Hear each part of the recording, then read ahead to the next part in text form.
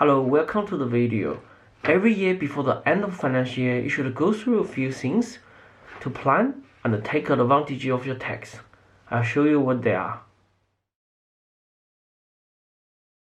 First, because of the pandemic, the instant asset write-off was increased to $150,000. To be eligible, the item must be purchased and installed ready for use by 30th of June 2020. Therefore, if you are thinking to buy a car or other equipment, you can consider to buy it before the 30th of June 2020 to get a big lump sum deduction. Please note, if you are buying a car, there is a car deductible limit, $59,136, which means doesn't matter how expensive the car you bought, the max tax benefit you can get is $59,136. The next thing to look at is the concessional super contribution. The concessional super contribution cap is $25,000.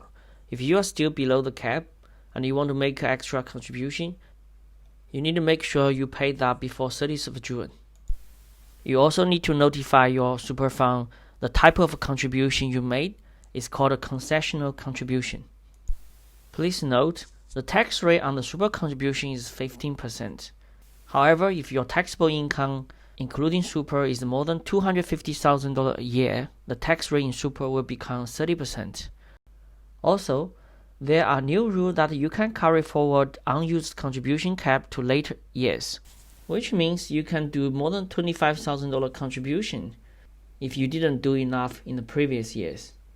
This gives a lot more flexibility to make contributions, but please make sure to check with your accountant to work out the unused contribution cap before you decide to do it. Normally, June quarter super is due on the 28th of July. You can certainly wait till 26th or 27th of July to make the payment. However, if you could make the payment a few weeks ahead, like the 28th of June, you could claim this quarter's super payment as deduction in this year, instead of wait to claim it next year. Although you made the expense a month earlier, but you can claim the deduction a year earlier.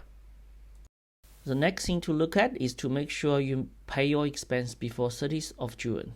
Because many businesses are on cash base, you claim a deduction whenever you pay it. So if you pay the expense after the 30th of June, you can only claim that expense in the next financial year.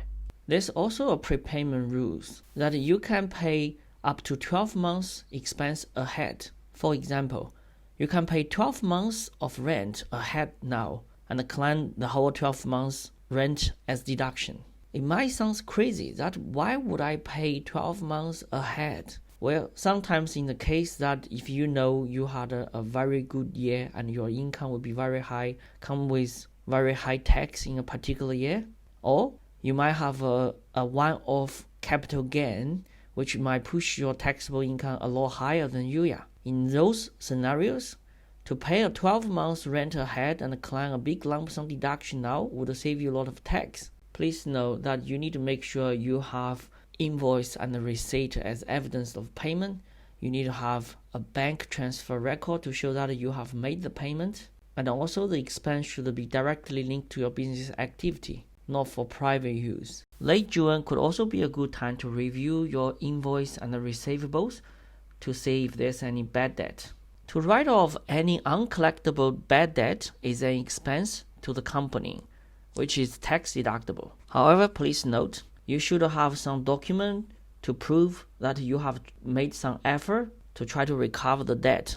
You should also make sure that the debt has been included as a business accessible income before. For example, if your business is on cash base, then writing off a bad debt won't help you to reduce tax, because if you never received that payment, it has never been your accessible income before.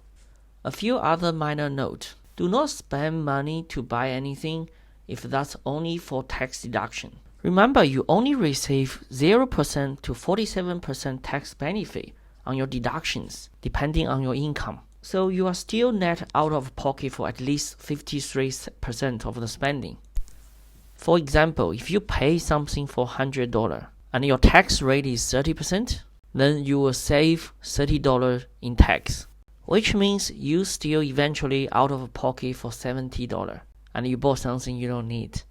The ATO in the recent years has invested massively to develop technologies for data matching.